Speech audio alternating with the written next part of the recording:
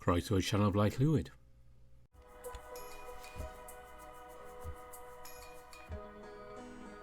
Gwyldio i St. Hapus. Yes, it's St. David's Day as I'm recording this. So we had a change in the music. If you're curious, you're just listening to an excerpt of Trossachgarrig, and if you want to hear the whole version of the song, it will be at the end of the video. It's a traditional Welsh folk song. So I thought we'd just change things up for today. After all, it's St. David's Day. We should do. Well, I should do it anyway. You can do what you want, but some batter bread wouldn't go amiss if you want to have a slice of that with some butter and a nice cup of tea while watching this. Anyway, this is the latest build for Melbion's route in NeveN. This is as far as we can go currently. Don't worry, there is more to come. And if you were watching last time, you will remember that there was some monster loose in the castle, and things aren't looking too good.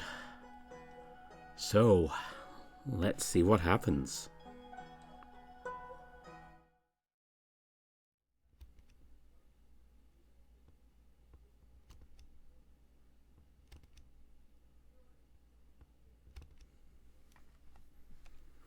After passing through the great door of their throne room, one hand firmly on the hilt of my rapier, I can't help but cast a worried glance toward Gillian as he organises the troops.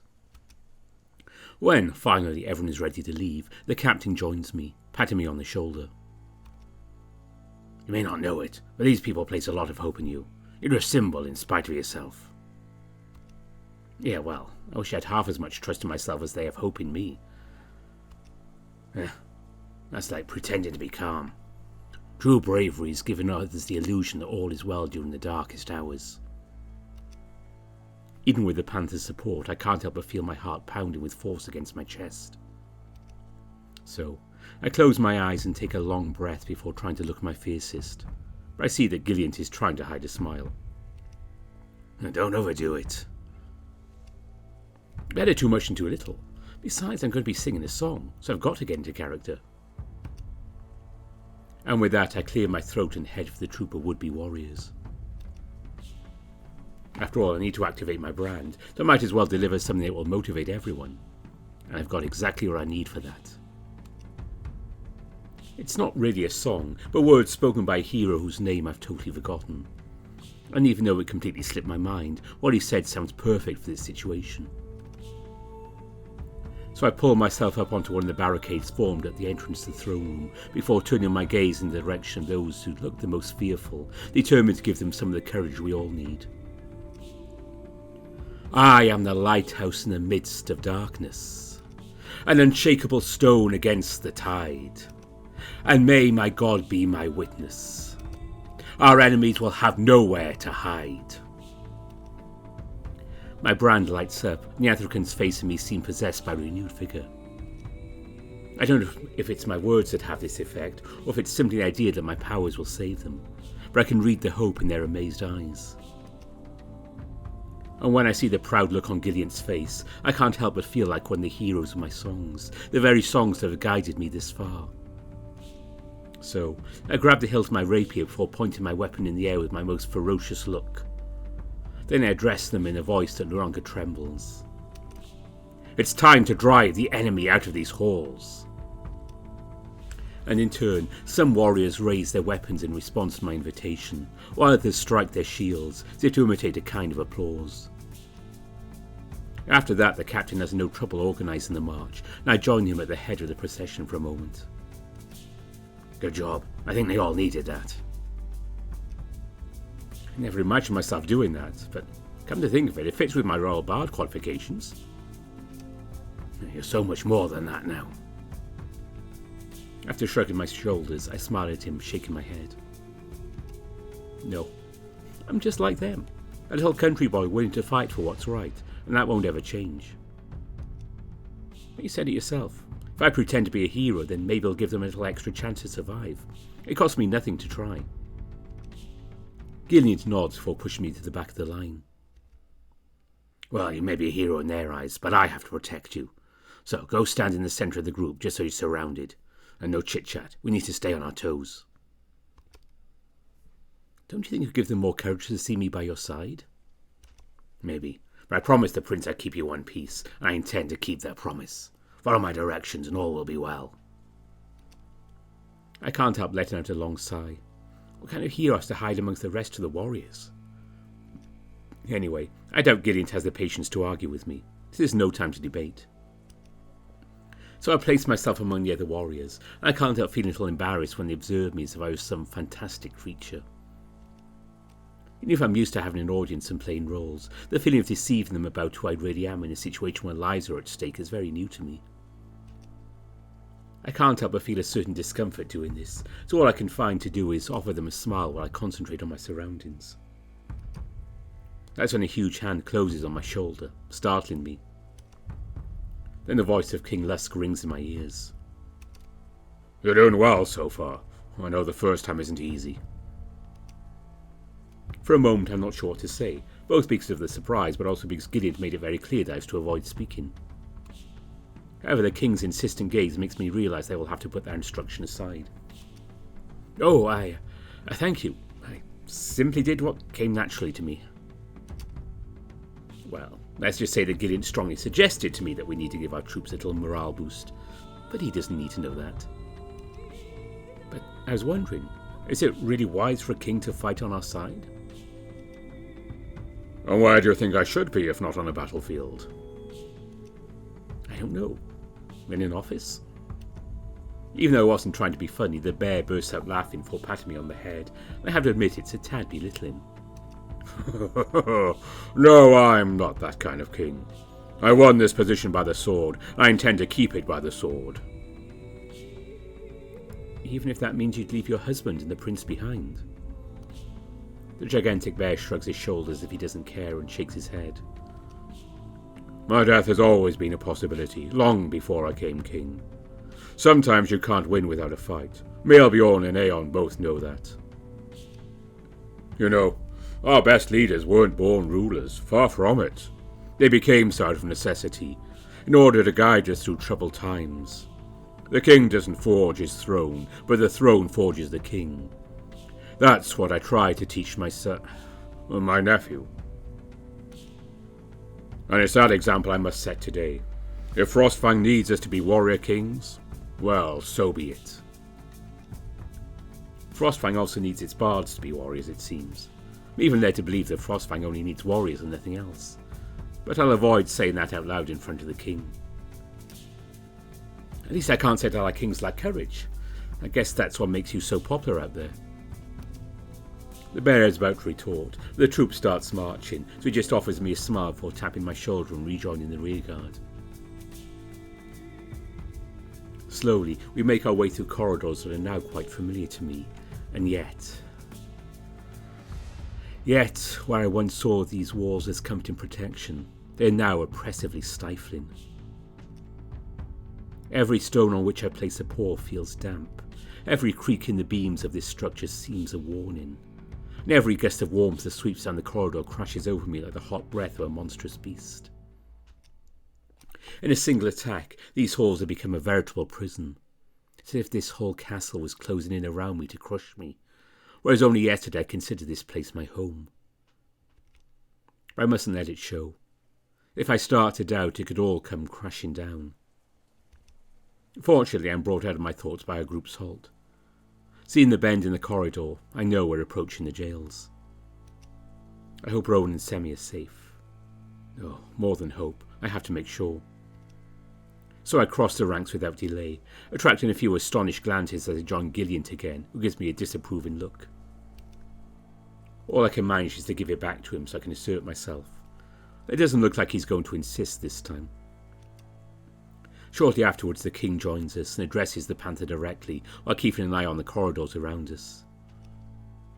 Make haste. I fear the enemy will take advantage of our presence here to strike elsewhere if we don't hurry. Gillian merely replies with a silent nod for dispatching a security perimeter around the prison before entering, while I follow closely behind. All the captives are still there, but no trace of Rowan. So it's with haste that we go in front of Semi's cell, to find her immersed in a book from which she looks up when she hears us coming. At first she seems amused by our presence, but I think the look on my face quickly informs her of the seriousness of the situation. What's going on? The castle is under attack. We think it's the Macadians. The Fennec's face twists in a hateful grimace I've never seen transpired to such an extent before.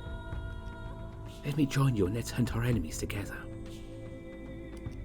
Before we do anything else, we thought we'd find Rowan here. He stormed off to come free you without any escort. I didn't see him. At these last words, Semi's throat knots, and fear seems to settle in her eyes. However, this quickly dissipates to give way to genuine anger as the spy grabs the bars with a strength I didn't know she had. Macadian bastards! The captain remains wordless for a moment, but I can see he's forming fists with his hands. We didn't find a body on the way. Everything should be... Stop that. Stop acting like you don't care. You know as well as I do what they do to people like us. With them, being captured is worse than being killed. I know. The panther's voice trembles. I don't know if it's fear or rage that puts him in such a state. I need you to promise me to go straight to the throne room. King Haon and Prince Melbourne will need you by their side. But Rowan... He's my lieutenant and my protege, so I'll bring him back, even if I have to die for it. Faced with semi-silence, the captain opens herself while shifting to let the Fennec pass. The prince needs you at his side. You better keep your word, Gideon, or I'll come after you and Rowan to bring you back by the scruff of the neck. The panther can't help smiling. He's about to reply when he's interrupted by Lusk's impatient voice. Faster! After the situation has been communicated to the king, each prisoner is reviewed before being released. Gideon briefly explains to me that some were locked up here for being overzealous against Mechad, and the king has decided to lock them up to ease tensions with their neighbours. This makes them perfect allies against the invaders from the south, although their unpredictable nature can still make them dangerous. Inwardly, I try to remember all the faces of the prisoners who were released, just to keep in mind who could try to stab me in the back should the situation turn ugly. Those kept in their cells, meanwhile, are either Macadian agents or nobles known to have particular relations with Mechad. Only those whose allegiance we're not sure of remain. And among them I can see Breas' cold stare peer into us through the bars. He probably overheard the conversation since he questions Gillian as he approaches his cell. Are you really going to keep me here when the enemy is at our gates? That wouldn't be very reasonable, considering Mechad is our common enemy, even if our opinions differ. Your fighting skills will be most welcome, my lord, but I'm afraid the decision to release you is not mine to make. During exchange, Lusk approaches and looks at Gillian to embrace, before giving me an annoyed look when he realises I'm listening too. So I pretend to move away, but won't much difference. Those big ears are there for exactly that reason. Indeed. I hope you don't mind, Brace. The tension between you and Melbourne are too great for me to take that risk. I would have fought with your if you hadn't forced me to. You know as well as I do this is just a political game, nothing more. But I'm ready to forget the public insult done to me if it's for the good of the kingdom. Gillian and the king exchange a glance. Then the king replies with a sigh. No, we'll discuss it again once this is over. If it ends the way you want it to. We'll make sure it does. Without another word, the king leaves, followed by the captain, who grabs me by the arm so I can do the same. You seriously intend to release him later? You really let your ears hang everywhere, But right now I've got a lot more on my mind than the fate of a lord a little too rebellious for his own good. But nothing I'll answer. I'll have to get used to it eventually. Once outside the prison, we reform the ranks. This time it's to march towards the armory, where the guards should finally find something to properly equip themselves with. But no sooner have I turned the corner I hear cries of surprise and horror. So I struggle to try and catch a glimpse of what's happening between the huddled warriors who are at a standstill. The youngest of the group run forward, allowing me to see Rowan lying against the wall at the end of the corridor, blood dripping from his armour. He still seems to be moving. When he looks up at us, I can see that he's trying to speak without any sound coming out of his mouth. Among the soldiers, the less disciplined ones start running towards the lieutenant in order to go to his aid. It's at this moment that Gillian's voice rings out. Stop! And it's too late. The recruits fall to their knees on the ground and start clawing at their throats as if looking for a way to breathe. Drone's power. The spores are in the air. Don't come any closer. As I stand there, staring blankly while I try to comprehend the situation I find myself in, dust falls from the ceiling to crash onto my snout. I barely have time to look up when the din rings in my ears and the rock explodes, collapsing on top of me. And then nothing. The next moment I see the recruits pass me, and I blink before realising it's the 2 Anthracans I've just seen die. Wait! I don't have time to stop them. They're suffocating in front of me again. Stop! The drone's power. The spores are in the air. Don't come any closer. Oh no. I shift and raise my head to focus my powers on the ceiling to immobilise the stones, which I know deep within me will soon crumble. Run away! However, before the others have time to react, dust falls from everywhere, and the ceiling collapses again, crushing several of the warriors around me. After the resounding sound of the collapse falls silent, cries of terror as well as bestial roars reach my ears. I try to regain my senses as I gasp for the dust-filled air that's suffocating me. Then I crawl blindly over the stones to try and extricate myself from the collapse. Among the stones are the broken, bloody bodies of those who accompanied me. Their faces tense with the fear that gripped them in just a few seconds. I couldn't save anyone but myself. If only I'd been stronger. If only I'd been able to stop the collapse of that whole ceiling. No, I can't let myself think that way. I've got to find someone, Gillian, Lusk, anyone if they manage to survive this ambush. After scaling the stones, I found myself on the top floor, with no way of rejoining the rest of the troop. Then I released my power, dropping the blocks I managed to stop. It offers me a vision of my death. I see myself crushed by them, causing me to retch immediately. Come on, Eric. You've got to remember where you are. A whole bunch of sensations run through me as I feel like my brain's going to explode with the headache I'm getting. I look around in order to get my bearings. Yes, there. There must be a staircase nearby. I think it's the administrative floor. For a moment I stop, staring into nothingness as the thought occurs to me.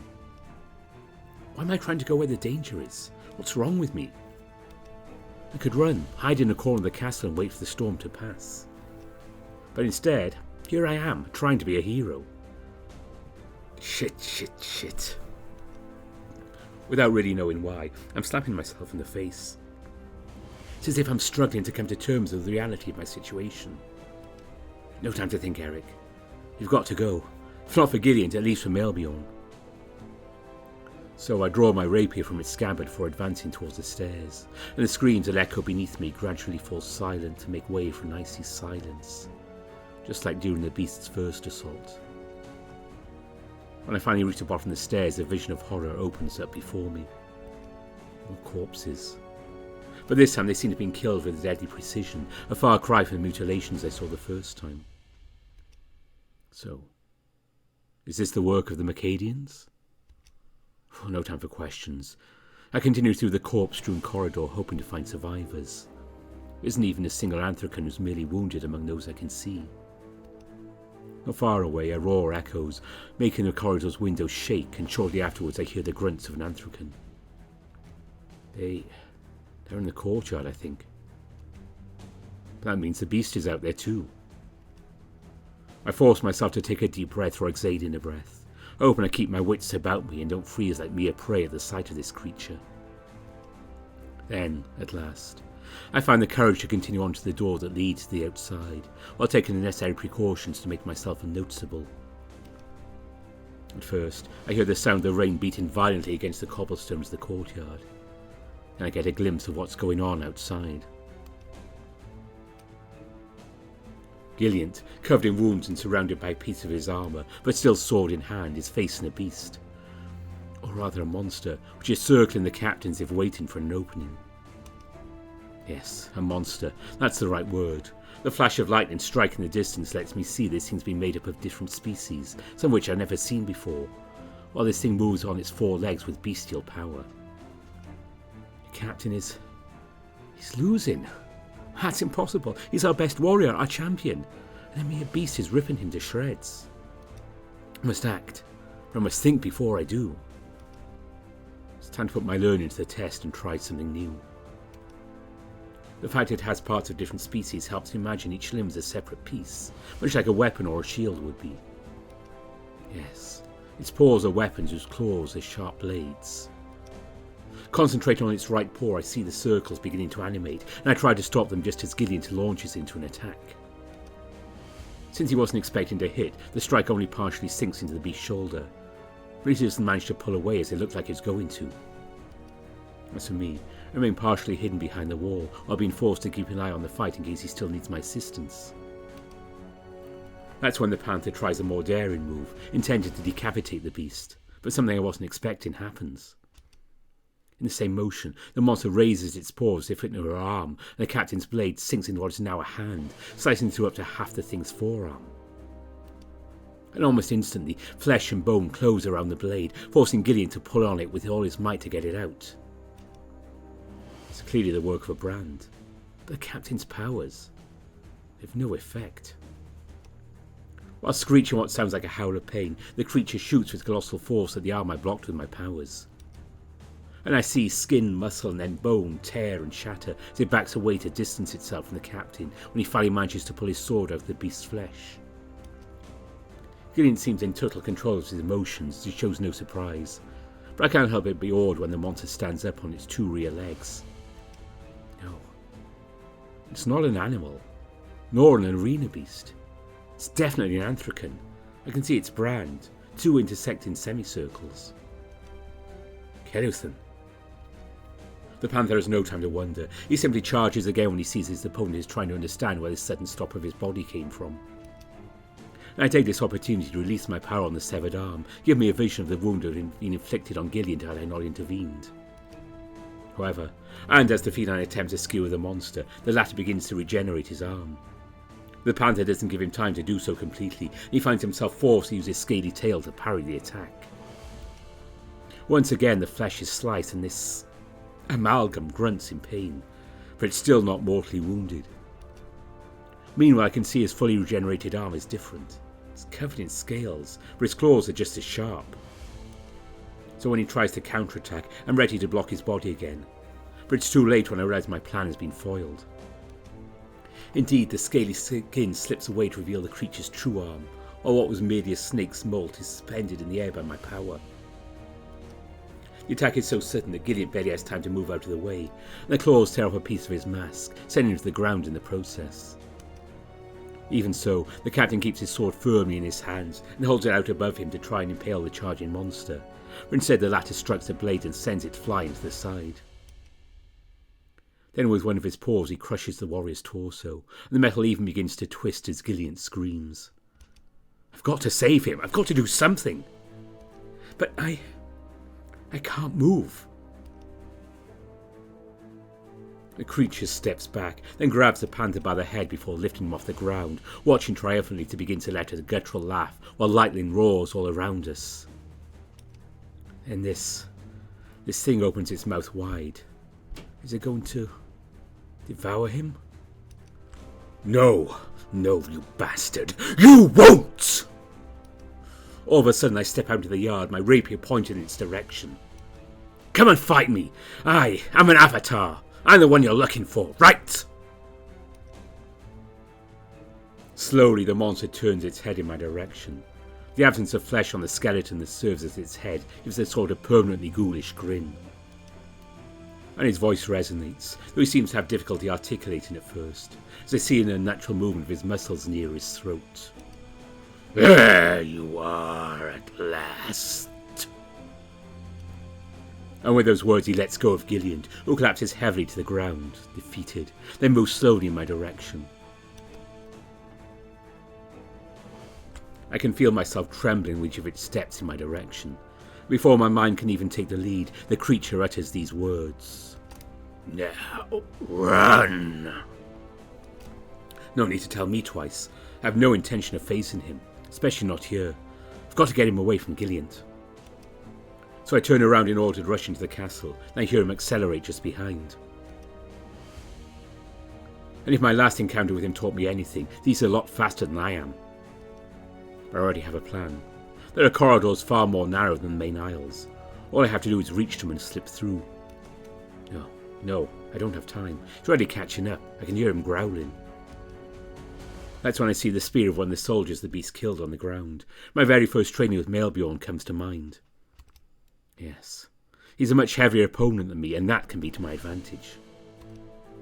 So, without another thought, I grab the spear and turn around suddenly, resting the wooden shaft against the ground. I barely have time to position myself while the beast is in front of me. It's more wide open and ready to devour me. But, despite the fear, I hold my weapon firmly, ready to stop this monster as the prince taught me. However, to my surprise, as the point barely penetrates the creature's flesh, the wooden handle splinters under its weight, as I see my last moments, devoured by its huge fangs. And here I am again, facing the spear as I blink to understand where I am. In the time it takes me to get my bearings, the beast comes up behind me and rips me in two, wringing a scream from me it's only silenced by my death. Please, stop.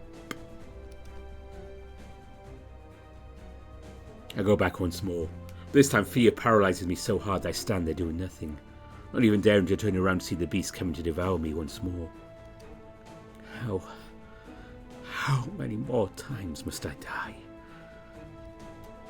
For a moment I can see him, the avatar of Tess. He's holding out his hand to me.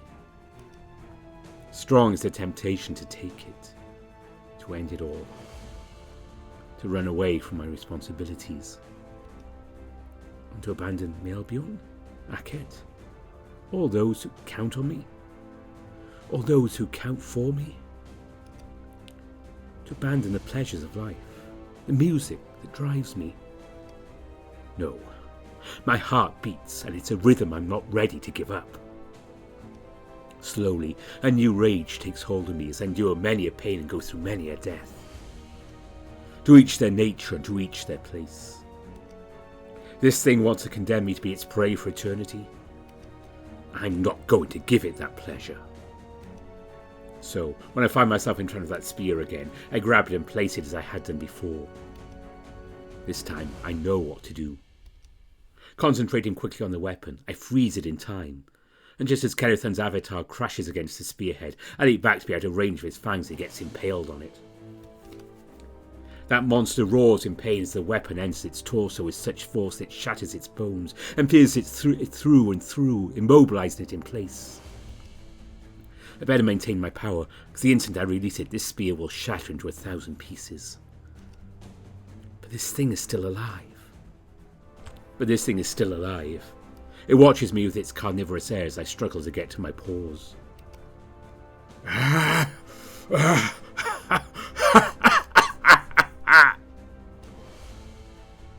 Is he laughing?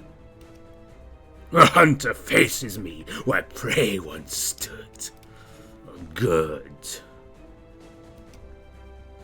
That's when I see him step back and pull on the iron spike holding him. No time, I have to flee again.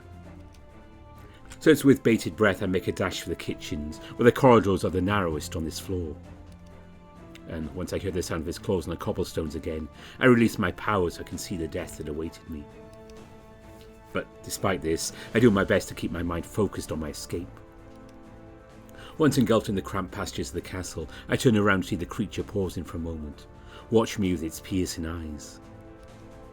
You really think this will stop me? And its arms bend painfully behind its back, and the bones of its torso compress as if crushed by some unseen force, till it can squeeze its way in my direction. Fortunately, this seems to slow it down, so I take the opportunity to move a little farther into the castle. So once I reach the kitchens, I find myself facing numerous blades. Lusk and the rest of the rearguard stand before me with a touch of surprise in their eyes, and I struggle for words knowing how short our time is. Behind me! He's behind me! All eyes leave me, know exactly what they're fixating on as I turn to see the beast. However, before it reaches us, Lusk lifts a huge table with the help of other soldiers to slam it against the passageway and shouts, "Your powers!" I only say it twice. I block the table, and a few seconds later I can hear the claw and the beast trying to break in. But the king clearly has no intention of letting me breathe. He grabs me by the shoulders. Are you all right? Fine. The noise stops and the bear frowns for addressing his men. Seal the other exits. We'll hold this place as long as necessary. And you, get ready to use your powers again. I need to inform them of the situation, let them know what we're dealing with. It's not an arena beast. I suspected as much. Been trying to find a way out to find you and Gillian without meeting even one Mercadian. Gillian was defeated by this thing, and it's Kerathan's avatar. For a moment the king looks at me as if he doesn't believe me. I think my defeated look is enough to convince him. Is Gillian dead? No, I think I saved him just in time. But Rowan... I saw, yes. Lusk steps back a little and rubs his eyes while I do my best to recover from this encounter. The king addresses me again. When the ceiling collapsed, we sent someone to warn Aeon of the beast's attack. He's preparing a trap right now with Melbjorn. We'll have to lure this monster close to the castle's main gate. He's smart. He can even talk. Not to mention he looks completely invincible. I impaled him with a spear and he got away without a scratch. Gillian wounded him too, but he regenerates. That's information they don't have, but believe me, when you have my brand, you know there are many other ways to end a threat than by killing it. We'll have to improvise, but I hope our powers will be enough to stop this creature. Otherwise we're doomed. A heavy silence settles between us, we each think separately. Then I dare to present an additional problem to this situation. How are we supposed to lure him into a trap? He seems to know all about traps. If he's here, it's for a reason. And that reason is me. If what you reported to us is true, he's probably here to kill you, yes. If Tess didn't lie, anyway. I can always act as bait, lure him right into the trap. But if he's smart, there's a chance he'll see it coming. He chased me this far, and he seemed pretty eager to catch me.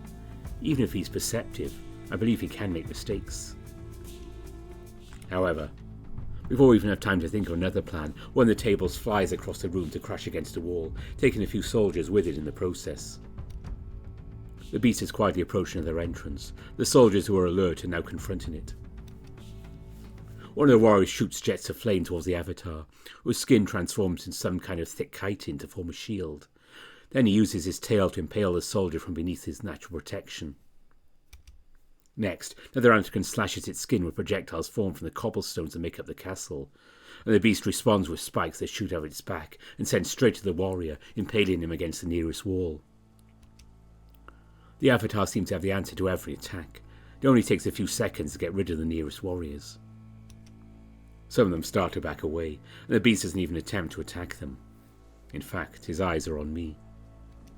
Lusk, meanwhile, rushes to another exit to clear it, then prepares to face the creature. Run! And that's exactly what I do before I even hear this instruction. My heart starts beating strongly again as I run through these increasingly hostile corridors. Fortunately, this time I know where I am. I have no trouble making my way to the castle's great gate. But again, I hear him chasing me. Has he got rid of Lusk already? His claws, his hot breath. He's closing in fast. And as I pass into the archway leading to the huge gateway that allows access through the ramparts, two arms made up of shadows spring over my shoulder. When I turn around to see the enormous maw of my hunter about to devour me once more.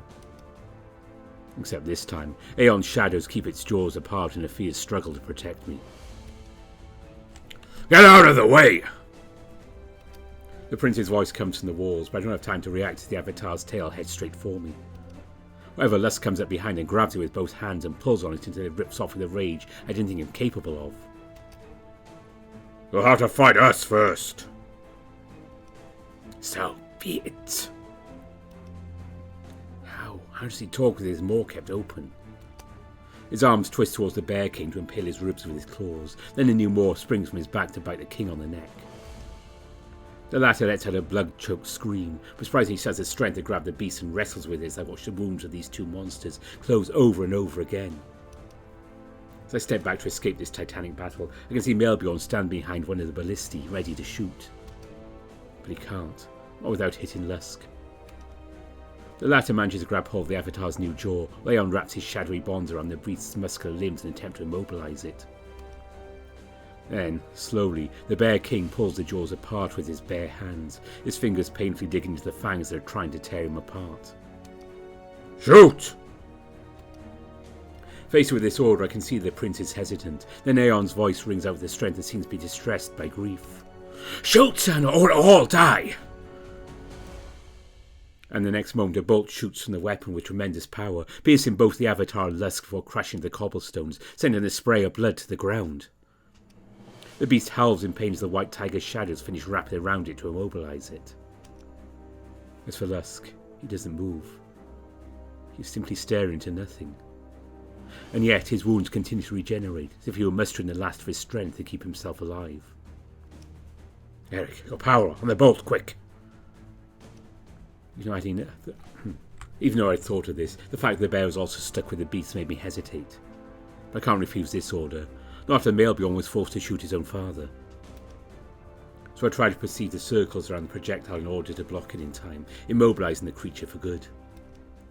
And slowly, its skin seems to decompose and its flesh to liquefy, while the bones that make up its skull crack and fall to the ground to reveal who lies beneath this monstrous beast. No. That's impossible. Vekad. Despite the surprise that strikes us all, Aeon turns to his shoulders and beckons them in the direction of his husband. Branded of Marwani, quick! Some of them rush over to stabilize the bear, while I release my powers on the bolts they can cut and remove it slowly, while gradually healing its wound. As for Vekad, he's removed from the projectile and tackled the ground, then securely bound with chains that gleam with a glow I know well. Hello-Custide. And, as Aeon and I look at each other, Melbjorn joins us to rush to Lusk, and we take in his arms, after making sure the wound is closed. Then he hugs him while trying to catch his gaze. But it's hopelessly blank. The prince begins to shake on the verge of tears as he addresses his adoptive father. Dad, I'm here. Answer me, Dad. Please, answer me. There's something deeply upsetting about seeing the prince, this warrior so strong and sure of himself, become a child again. And right now, I don't know whether to join him or not. I can see in Aeon's eyes he's lost too. He's no longer the king of legends this very moment, but just a worried husband. Seeing them both in this state, I can't help but cast a pleading glance toward the tiger before looking at Melbjorn. The two of us, we join him before crouching down next to Lusk. The tiger puts his hand on his adopted son's shoulder. I can see he's struggling not to cry, probably for fear of showing a side of himself he doesn't wish to show to his warriors. And the prince raises his gaze to him, containing a sob as Aeon caresses his face with a tenderness he'd never had for the prince until then. I didn't mean to. It's not your fault, Melbjorn. Sometimes you have to make sacrifices. I'm not ready. Not ready to make that sacrifice. The king turns his gaze to Lusk and lifts his clothes to expose his brand, which still glows, albeit faintly. He's not ready for that either. He's still fighting inside. Your father will give Tess a hard time before he gets swept away, believe me. Aeon tries to reassure Melbjorn with a pained smile. The prince nods as he looks up at Vekad. Then he straightens up and moves towards the stag, grabbing his axe while addressing him in a trembling voice. How can you do this? And his cavernous voice echoes against the walls around as he thunders with terrible rage. We grew up together! Around us, the priests hurry to get Lusk to his bed, while the surviving soldiers move away, as if they understand it's high time to give the prince some space. The hunter, meanwhile, trembles and looks around in a panic. What have I done? I was in the baths, and now... The prince lifts Vekad and slams him against the nearest wall, raising his axe in the air. I'll avenge my father, but first, you're going to talk. Even in the face of the bear's threat, the stag seems lost and looks around without uttering a single word. Wait, he's not himself. Himself or not, he's killed our men, and he's wounded a king, my father. He'll have to answer for it. Melvion is right. We can't pretend nothing's happened. Did I really kill those people? I really did all that evil? I thought it was just a bad dream. Yes, I did. I killed those Mercadians too. The prince lets his axe-wielding arm drop and steps back, speaking in a voice broken by grief. It was you all along.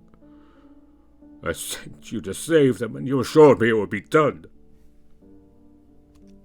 I had no control, Melvion. I can't control anything. There's a heavy silence between the two of them, though I get the impression that Melvion's anger has completely subsided. You should execute me. I don't want to hurt anyone anymore.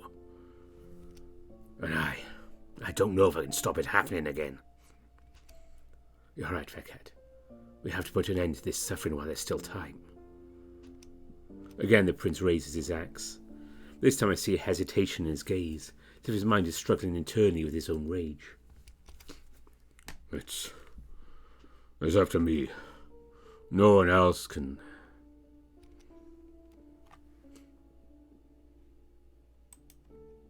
Wait! Melvion and Aeon both turn towards me, so I move closer in the hope of stopping this slaughter. You don't need to kill him. You can spare him. I agree, in part. It's up to Eric to execute him, not you. We need his powers. This time I turn to Aeon, frown as I try to show as much bravery as I can in front of the king. No one will kill him. But the tiger replies with a subtle hint of threat in his voice. Are you going to try to talk us out of it? Well, stop it, both of you. What do you suggest, Eric? Maybe there's a way to cure him to get on our side. We're not sure if Tess was telling the truth in case one avatar kills another. We don't know if it really reinforces the brand. But we're sure of that having more avatars on our side can only be an improvement. I feel like I'm imposing on Vekad what I've been through myself, becoming a weapon on behalf of a kingdom. But in his case, it's either that or death. And faced with my argument, Melvion lowers his axe as he continues this suggestion for a moment, while the tiger frowns. What's to say he can be cured? I don't intend to have him behind our backs when we face the enemy. It'd be far too dangerous. And then, all those warriors who died. I can look their comrades in the face if I spare the one who killed them. You already proved your strength in my defeat embrace. Now prove your generosity by sparing Vekad. That could be taken as weakness.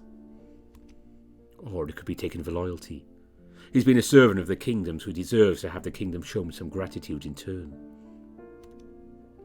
Besides, you said it yourself, Melvion. You grew up together. Would the Vekad you knew be able to do that?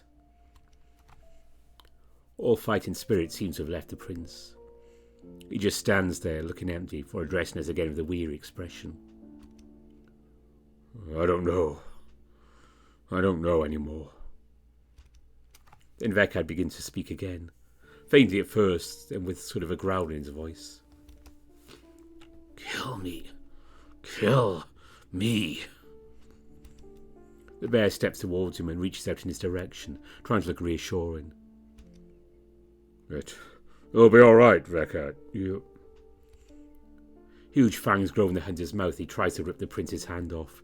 Unfortunately, Melvion has enough reflexes to pull it back before sending a punch into the stag's face, knocking him unconscious on the spot. The custard.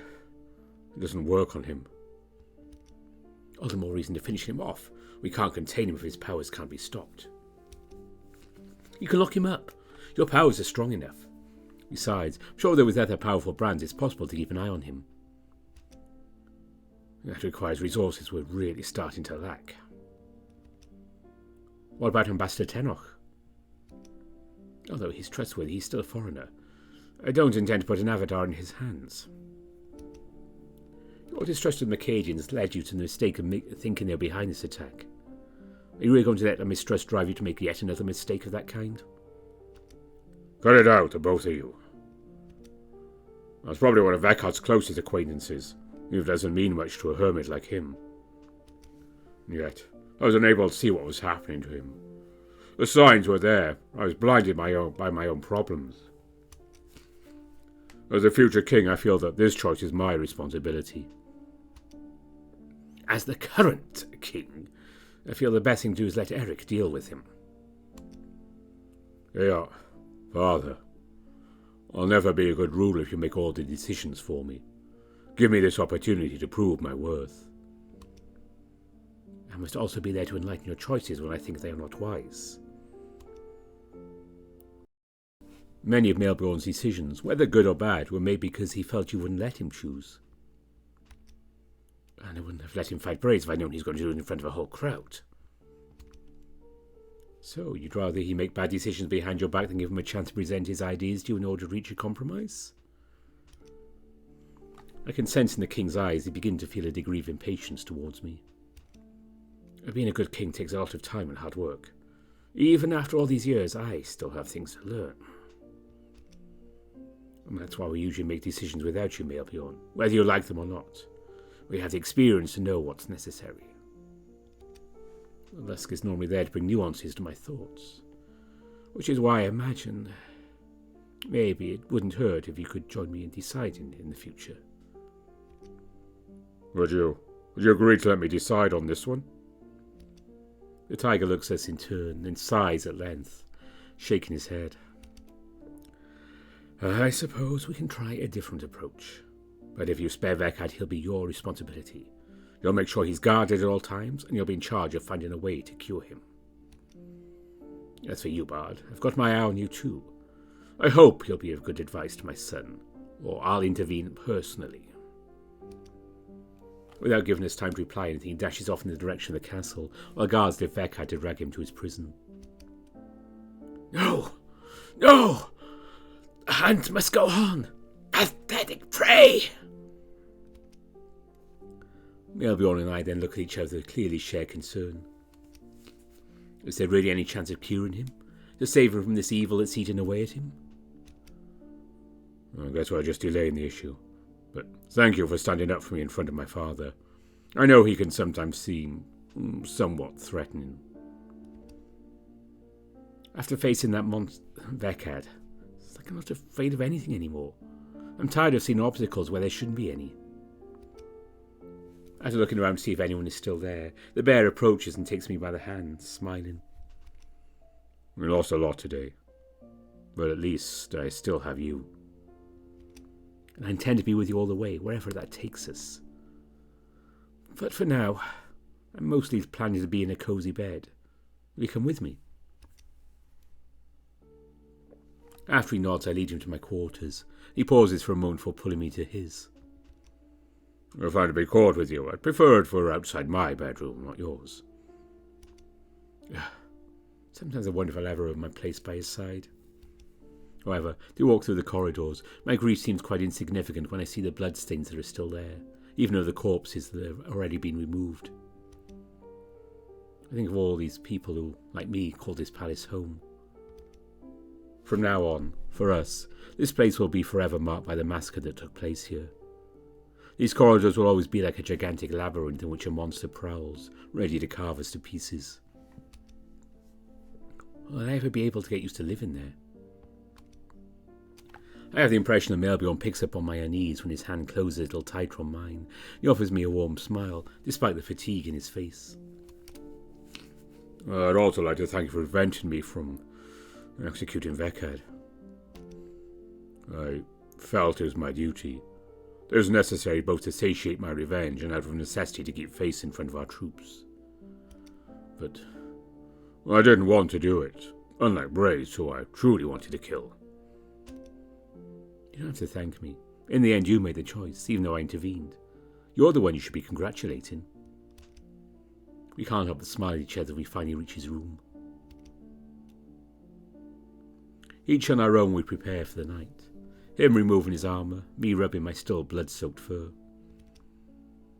And once we join each other in bed, we lie there for a while in silence, staring at the ceiling as if the unease had never really subsided. At least, until the prince broke it by turning a worried gaze towards me. Tell me.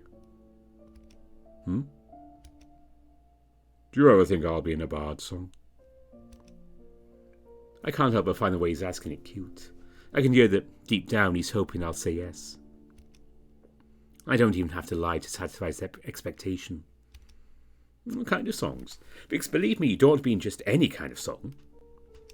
Well, one that tells something positive, preferably, of course. I'm sure you have a whole bunch of these. Plus, I'll write some myself. After all, you'll need to tell something for your coronation.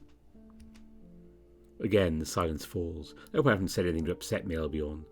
But his deep, reassuring voice rings in my ears again. Sometimes. I can't help wishing it'd happen as late as possible, because it implies that my fathers won't. It probably won't be with us anymore. But I'd like to be ready if it were to happen. I need to be ready. I'd say you are. It's just that you are not aware of it yet. Looking in the bear's direction, I meet his eyes. I get the impression he is touched by what I told him. I love you, Eric. I love you just as much, Melbjorn. With these gentle words, the prince pulls me against him. Together we close our eyes to drift off into a heavy sleep, populated nonetheless by painful thoughts.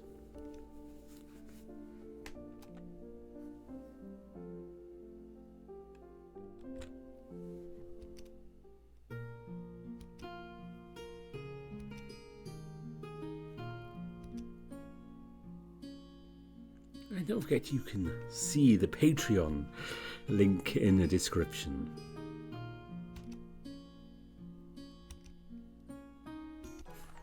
There we go. We are at the current end of Melbjorn's builds. Did you see that coming? I did not see that coming, quite honestly. I was thinking it's obviously we have this monster. Not sure, maybe the Cajuns involved, maybe something else. I was not expecting it to be Vekad. That was a huge surprise to me as well.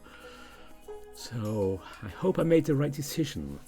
I think I did because Melbjorn seems okay with it. But yeah, this is going to take us into a slightly different direction, I think. And let's hope the kings are okay. We'll see how they are doing. Maybe they should retire to their cabin in the countryside after the worst of this has happened and let Melbjorn take over. I think that'd be good for both of them. And for Melbjorn. He knows his father's is still around while he's king. Be a nice thing for him. And if that it was the current end, so when we get more NeveN coming out, I will be doing it. Of course, we have to wait for public builds, so I'm not quite sure when that will be. But I am following it, so I will let you know. And also, if you want to see more in the world of NeveN, there's a whole lot more to see by doing the other routes, which I'm not doing so on videos. And I can definitely recommend you do that. It's going to be fun. Coming up next week, we finally return to the Minotaur Hotel. I'll be catching up with Asterion and Leo and the rest of them there. There's Echo coming up soon. And I'm going to talk to my patrons. I had an idea for something, but I want to talk to them and see what they want me to do on a particular VN. So I want what's coming up after that. But we have to get back to Remember the Flowers. Sometimes it's been a long time since I did that. And also I have More By Your Hands, which I might do as a weekday video, because that's going to be a slightly shorter one, just the one day in that next video there. So I'll be working that one out. Fortunately, I have a week off coming up this month. I need it. But before I go, as always, thank you to all my donors on Ko-fi and Patreon. And a special mention to my top patrons: Andy Peng, Aaron Fox, Bastian, Bieker, Brian Hall, Cobus Visser, Dissonance, Exact, Grizz, Harvest Mouse Productions, Ila Corval, Evan King, Cartech, Mackendia, Mario Cervantes, Lara Cuskaton, Greylock, Addy Bear, Opusney Coffee, Arama Tarasu, Tiger Cup, Smuto, Spiderling, Rafu, and Omar. Special thanks to all of you. And to you for watching. Probably won't be anything now till next weekend, but the weekend after I will try. Week after that, oh dear, I need more tea. I will try and fit in an extra video. And as I said, it's St. David's Day, so we have just a one-off change. North Star with Rain will be back with Monaco Hotel, but after the credits for NeveN, I'm going to play us out with the full version of Trossagalic. Thanks for watching. Bye for now.